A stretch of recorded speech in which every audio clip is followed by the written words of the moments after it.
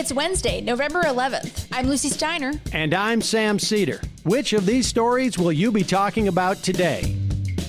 The Trump administration certainly looks like it's trying a very messy, very stupid coup, forcing out several Pentagon officials and encouraging the Justice Department to pursue its partisan goals in overturning the election. Meanwhile, the Supreme Court deliberated on a case that could gut the Affordable Care Act, but early quotes from the justices suggest that they may not be open to axing the entire bill like some in the GOP want. And lastly, Bernie Sanders is shooting his shot to become Joe Biden's labor secretary. Let's hope he gets it, because the rest of Biden's transition team is stacked with private sector vultures. You are listening to Majority FM's AM Quickie, and these are the stories you need to know.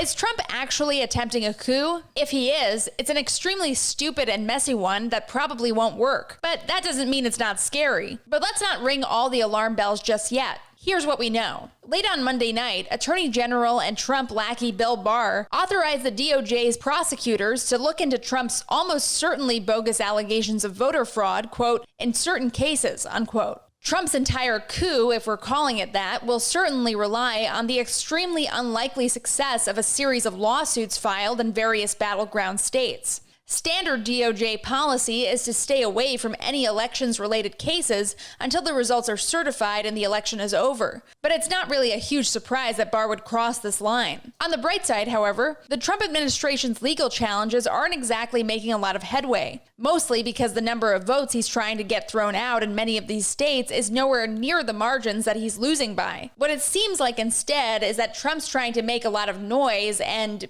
if he wins even one case, will claim that the whole thing was rigged and that he actually won. But to be fair, he's doing this already. What has set a lot of people on edge lately, though, is a massive shakeup in the nation's military leadership. Since Trump fired Secretary of Defense Mark Esper yesterday, Secretary of Defense for Intelligence, the Secretary of Defense's Chief of Staff, the NSA's General Counsel, the Department of Energy's National Nuclear Security Administration Chief, the DOJ's Election Crimes Branch Chief, and several others have all resigned or been pushed out. That's a lot of pretty powerful people who are quickly being replaced by Trump's lackeys. CNN reports that some of this shakeup may be related to non-election policy. Esper and some of the DOD guys, for instance, were at odds with Trump already over his plans to withdraw from Afghanistan. Secretary of State Mike Pompeo, meanwhile, is doing everything he can to toe the line, quipping at a press conference today, quote, "There will be a smooth transition to a second Trump administration," unquote. He got to use the just kidding excuse, but it's clear that top GOP officials are fully ready to see how far Trump can take this thing before they cut him loose. The Supreme Court heard arguments in a case brought by several Republican-led states that could strike down the Affordable Care Act, one of the top priorities for most of the GOP. But thus far, even the heavily conservative bench doesn't appear willing to do it.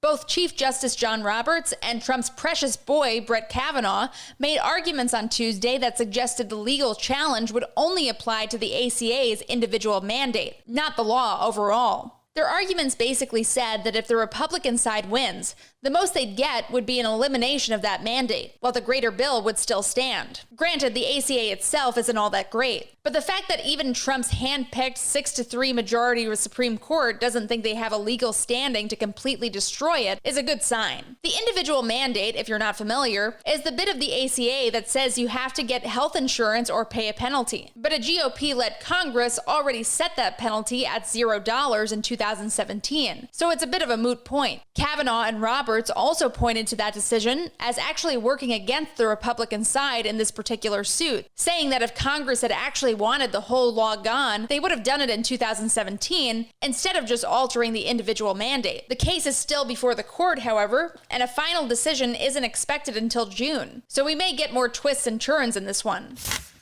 Bernie Sanders may be heading for a new role in politics. Given his age, it'll probably be his last one, although we should know better than to count the Vermont senator out. According to a new report by In These Times, Sanders is actively making calls to Biden's team and other allies in the politics and labor world, indicating that he wants the job of labor secretary in the hopefully forthcoming Biden administration. If Sanders is gunning for the seat, it means he probably figures he could actually accomplish something good in the position, rather than being sidelined by bureaucracy and an executive branch gig. And we should hope he or someone like him gets it, as Biden's other advisors in that area of policy are about as bad as it gets. Biden announced his official transition team on Tuesday, and it's stacked with plenty of names fresh off private sector gigs at big banks, defense contractors, and tech companies. One of them, former Deputy Labor Secretary Seth Harris, was the author of a paper that argued for creating a third type of worker classification beyond employee and independent contractor to allow gig economy companies to sidestep the tricky business of misclassifying their workers. Not exactly the guy we want running the show at the moment. Still, Sanders' route to the position will be a tricky one, which might hinge on Democrats winning the 2 long-shot Georgia Senate runoffs in order to get him confirmed. We'll see how things shape up over the next few months. And now, for some quicker quickies. Quicker Quickie.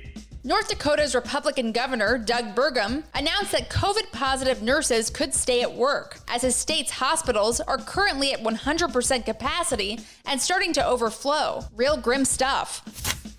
Florida Governor Ron DeSantis hired a small-time sports blogger, Uber driver, and repeat coronavirus conspiracy theorist as a data analyst for the state's official pandemic response team. Probably not the best candidate for the job there. The postal worker, touted by Republicans as a brave whistleblower on voter fraud, admitted that he made the whole thing up. Richard Hopkins, a postal worker in Pennsylvania, told investigators from the U.S. Postal Service's Office of Inspector General that his claims that a postmaster had ordered workers to backdate late ballots were completely made up, and signed an affidavit that recanted his claims. Amazon is getting slammed once again by European regulators as the EU's competition chief charged the company with misusing the data of its third-party merchants to use its online marketplace, giving its own in-house products an unfair advantage. That's about par for the course for the Bezos behemoth. Quicker Quickie.